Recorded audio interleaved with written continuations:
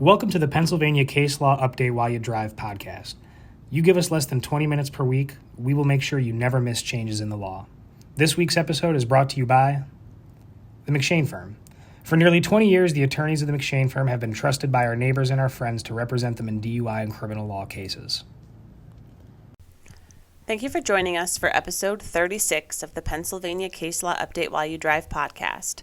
I'm your host, Katie McShane, and today we are covering cases decided between February 24th, 2021 and March 2nd, 2021.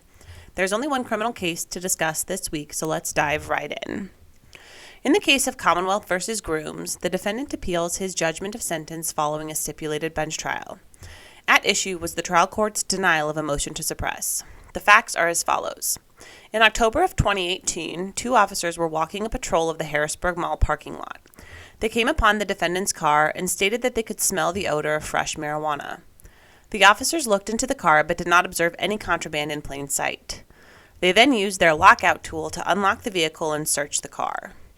Upon a search, the officers found marijuana, cocaine, and ecstasy. As they were completing the search, the defendant and his girlfriend approached.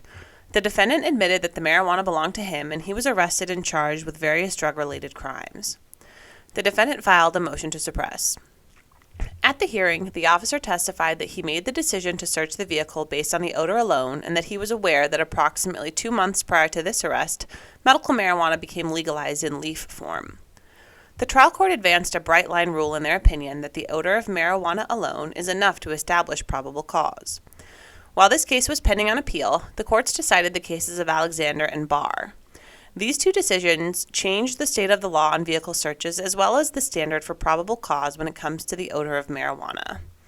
As you likely remember from previous podcasts, Barr stands for the proposition that the odor of marijuana alone cannot provide probable cause to search a vehicle. Alexander states that in order to search a vehicle without a warrant, you must have both probable cause and exigent circumstances, and the movable nature of the vehicle is not enough for exigent circumstances. In this case, the court finds that the officers searched the vehicle based on the odor of marijuana alone, which was insufficient to establish probable cause. The judgment of the trial court is vacated, and the case is remanded for the court to determine if there were any other factors beyond the odor of marijuana which contributed to probable cause.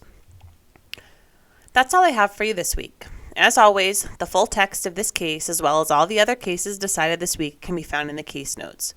Thanks for joining us, and have a super great week.